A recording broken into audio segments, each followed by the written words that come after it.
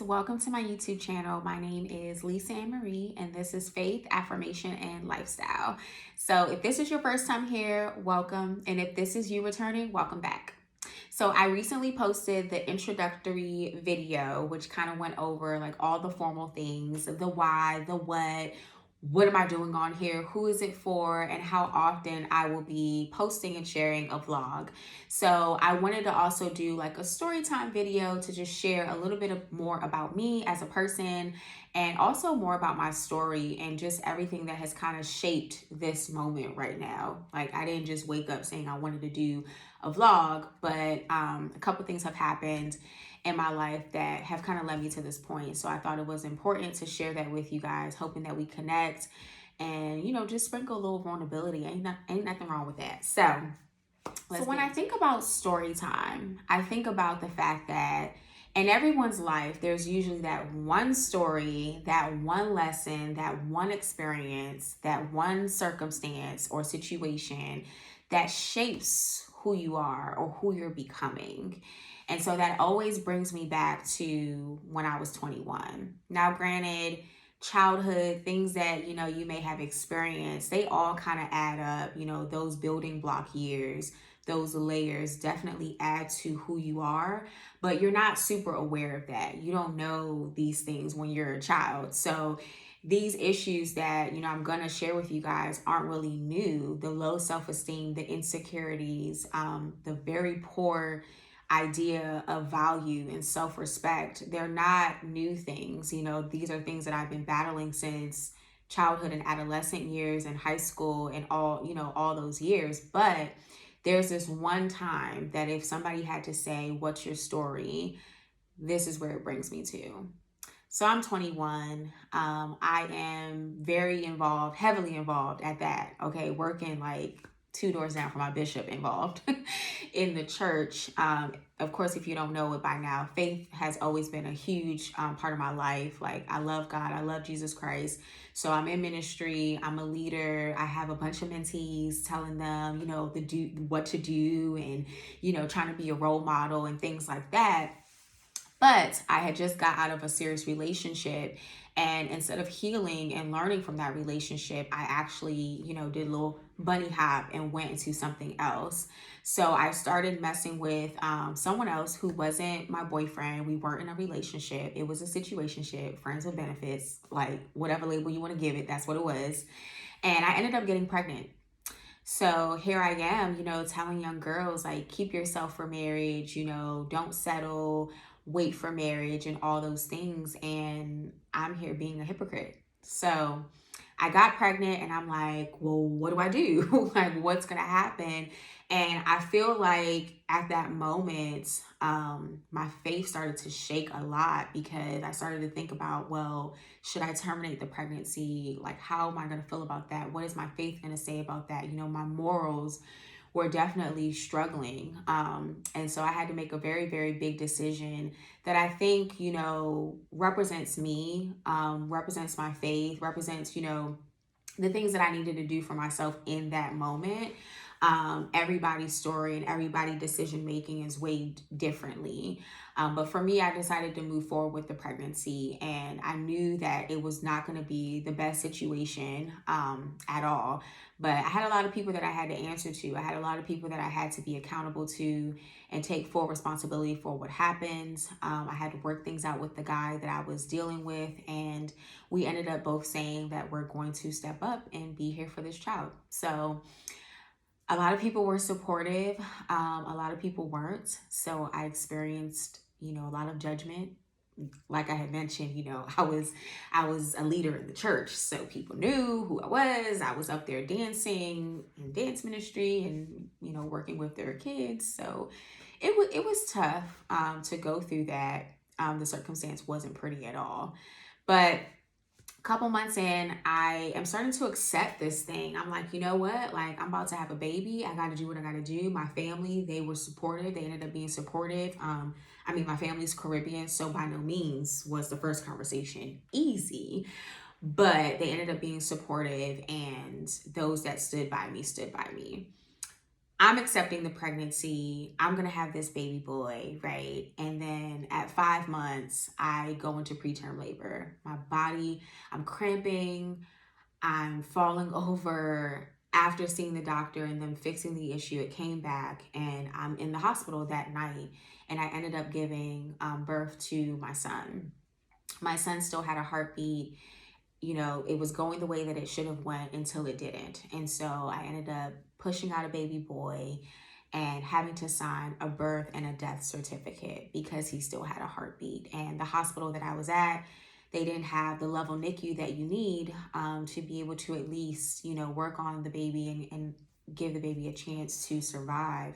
So that wasn't my outcome. And I have to say that even talking about it now, it's still the most traumatizing thing that has happened to me. I can talk about it now and maybe not, burst into tears, but that hasn't always been the case. It's been a huge part of my life. In fact, that is where my life took a shift. That's where my life took a shift faith-wise, because not only that, but 10 days later, my father passed from pancreatic cancer. So faith-wise, I was like, God, you have got to be kidding me. You took one, why'd you have to take two?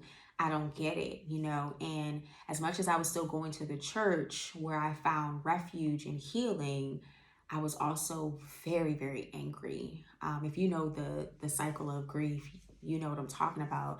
But ever since that moment, my entire life changed. So that's my story that I hold on to, because everything after that, was shaped by that experience. I actually changed my specialization in school. I was initially doing like children and families, but then I switched it to health because of the issues and the battles that I saw my dad go through during his cancer treatment. I also wanted to work with moms, so I changed it to a subspecialization with maternal child health, and I started working in the hospital on labor and delivery, and it was my happy place, and it still is. It was the place that God then brought it full circle and started to heal me, but I was still very much wounded. So years passed by. I'm 22, and I started wilding out. After my father, we buried my father. I lived at home for a year, moved out, went to grad school, and I was doing my own thing. Okay, like I was hopping from one situationship to the other situationship, from one relationship. In fact, I don't even think I had a serious relationship between the age of 22 and 26. I think I met serious people during that time, but I wasn't serious. And I had a lot of issues that I wasn't ready to face yet, but that guys could pick up on, and they were like, whoa, yeah, we're not doing that.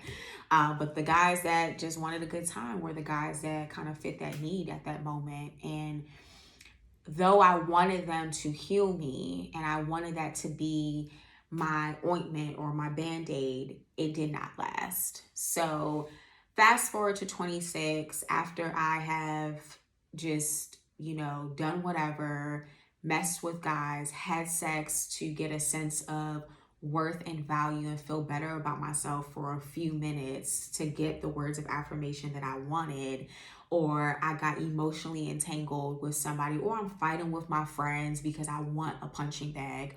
Like, I was literally like this emotionally for those years. 26, I get into a relationship that I was settling for because I was comparing myself to my friends, and I wanted to be married. I wanted to, have something to talk about with my friends. I felt like if I wasn't attached to a man, if I wasn't in a relationship, there was nothing else for me to do, So it was like the motivation for me almost. And that ended up not working out after seeking guidance and counsel from mentors. That wasn't the relationship for me. Still, I'm like, okay, well, I'm still gonna do me. I'm gonna find this, And I would always just hit a wall, hit a wall, hit a wall. I will say by 27, I started to say, okay, Lisa, something's not adding up here. You might want to get yourself into therapy. So I started going to therapy a little bit more seriously. I had gone before, but I didn't take it super seriously, and I didn't really focus on myself. It was always about something that was going on with someone. So I went into therapy, got myself a little bit more together. I started losing weight, started feeling good about myself, and like learning who I am, like going to the store, what kind of clothes do I like, what kind of perfumes do I like. I had no clue about this. Like Lisa was always identified either with being with someone, or whether that was a friend, whether that was a guy, or doing something. I really didn't know my identity at all. If you asked me, I would probably just tell you something based off of what my friends liked, but I didn't know who I was. So I started to spend some time with self when I lived by myself in my apartment at the time. And I was like, okay, I'm starting to like this girl. So then I launched War, my organization, and I think that's where the dots started to connect, because War means worth above rubies. And as I shared in the blog and talked about not feeling worth when I lost my son, it was like, well, that's why I'm founding War. So I started to see God really bring things full circle on this whole idea of worth. If you're a woman, if you're a mom, motherhood and the struggles that happens there, it can definitely weigh on you. And my body not doing what it was supposed to do and me not being able to rescue my son in that moment made me question my worth a lot. So I launched War, and people know a little bit more about my story. And behind the scenes, I'm still struggling, yearning for man's approval, man's pleasing, the praise and the accolades, that every time I didn't have something going on, I would feel very low. Fast forward, I get into another serious relationship, and this one I would probably say was the best relationship that I could have been in, that I needed, that I didn't know that I needed, because it really showed me that, okay, girlfriend, you got a lot going for you and you have made some growth and progress, but there's still this wound that you have not tended to. And let me tell you, when you get in relationship with somebody, all that stuff that you left dormant, that you ain't want to deal with, that was hurtful and painful, that you've tucked in the closet, oh, it's gonna pop out. It's gonna come out. It's like a flashlight. Like they get all up in your tea, okay? And your business is exposed. And if it's if it's not in the right relationship, it can really lead to unhealthy arguments and toxic patterns in a relationship that won't last. So I will say that the blessing out of this relationship was I really got to see that, yeah, I got a lot more work to do.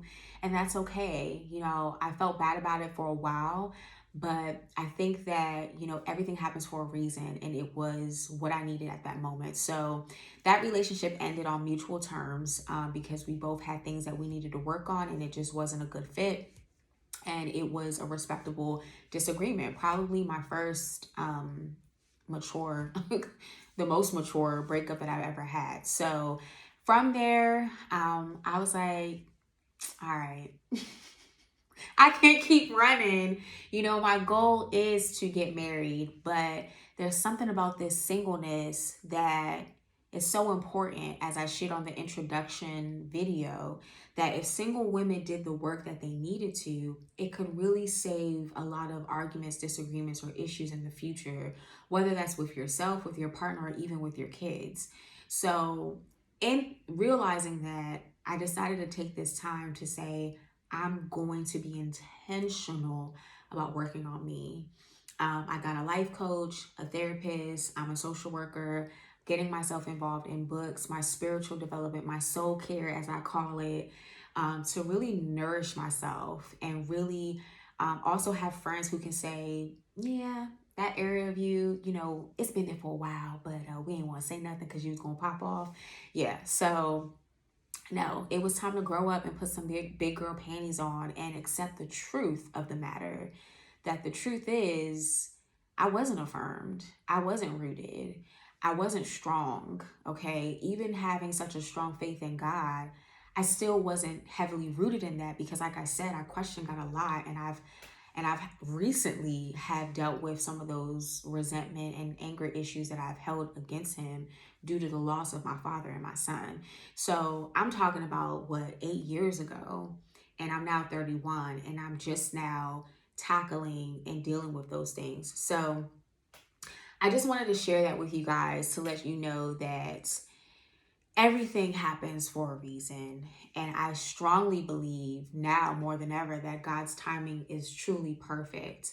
I think that the experiences that I went through were probably self inflicted, that I didn't really have to go through all of them. But at the same time, I feel like each and every one of them led me up to this moment where I'm able to look in the mirror and say, girlfriend, like you got to affirm yourself, and you got to be affirmed in the right things. It can't be in somebody else's bed. It can't be with somebody else telling you the gushy lovey words that you want to hear all the time. It can't be with your friends always being your yes man and they can't be honest and keep you accountable. It can't be, your insecurities that you keep hugging and holding on to, but yet you want to tell other women to be secure. No. So now doing that work, it's like, yeah, I see the difference. And I can see how doing the work in your singleness can really bear great fruit when you do meet that person. So that's my story, that defines really who I am, because it shaped my career and like my passions, everything after that. So I'm not ashamed of it. Um, and this is where I am also with singleness, sharing what I've, been through. So I'm going to pause there. Like I said, we can't be here all day, but I just wanted to give you guys a little bit of a background of who I am and why, like my real why I'm doing this. And yeah, so I will see you guys on what would be the first official word or vlog. I leave you with this affirmation that your time is coming. Be patient with yourself. Be gentle with yourself. You're right where you need to be. You don't need to look to your left or your right or compare yourself or try to fit in, because exactly where you are is exactly where God will meet you to give you all that you need. And your strength will be renewed going forward. So that reminds me of Isaiah 40:31. That's your truth. So bite on that, chew on that, take that with you. And I will see you on the next vlog with a new word.